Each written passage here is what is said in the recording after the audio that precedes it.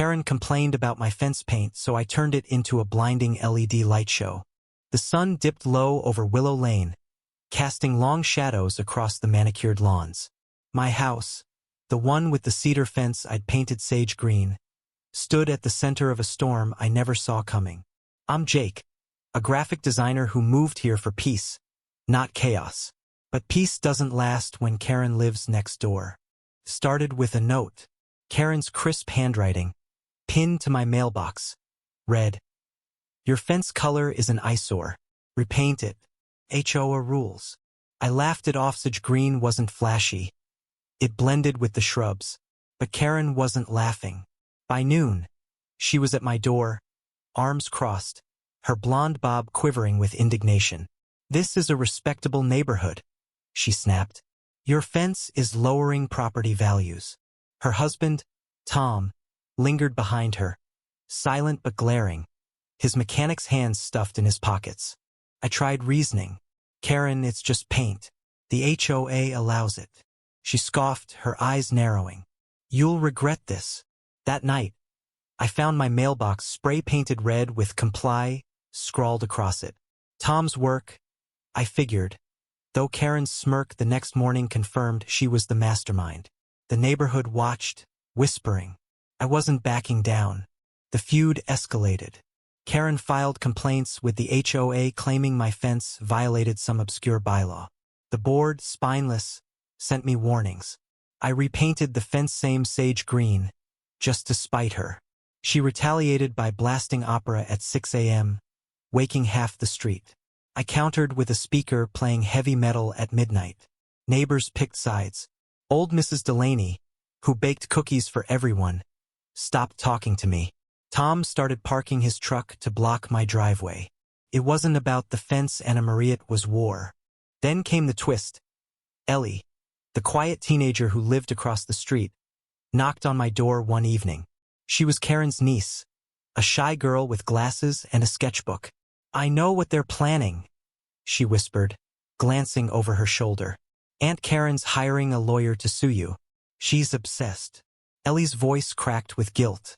"She's my family, but she's wrong. I saw Tom key your car last week." Her confession hit like a punch. I'd assumed the scratches were random. Now I knew the depths of Karen's vendetta. I should have de-escalated, but rage took over. If Karen wanted a spectacle, I'd give her one. I'm a designer, I know lights. I spent a week rigging my fence with LED strips, programming them to flash in blinding patterns. Neon pinks, electric blues, seizure-inducing strobes. At 8 p.m. on Friday, I flipped the switch. The street lit up like a rave. Karen's house, directly across, bore the brunt. Her curtains couldn't block the chaos. Neighbors gawked. Kids cheered. Karen stormed out, screaming, "You're insane!" Tom threw a wrench at the fence, denting a panel. The HOA called an emergency meeting. The meeting was a circus. Karen ranted, her face red, accusing me of harassment. I fired back, revealing Ellie's tip about the lawyer and Tom's vandalism. Gasps rippled through the room. Tom shrank in his seat, but Karen doubled down, calling me a menace to decency. Ellie, trembling, stood up. "Aunt Karen, you're the menace. You've been bullying Jake for months." The room froze. Karen's jaw dropped, betrayed by her own niece. The HOA, swayed by Ellie's courage, dismissed Karen's complaints but fined me for the lights. Fair enough. I thought it was over. I turned off the LEDs, ready to move on. But Karen wasn't done. Late that night, I woke to sirens. My fence was burning. Flames licked the cedar, the LEDs sparking like dying stars. Firefighters doused it, but the damage was done. The police found a gas can in Karen's garage, Tom's fingerprints on it. He confessed, saying Karen pushed him to end it. She denied everything, but the evidence was clear. They moved away, shamed, their house sold within weeks. The street went quiet, but the scars remained. My fence, charred and warped, stood as a reminder of how pettiness could consume us. Ellie stopped by one last time, her sketchbook filled with drawings of the glowing fence.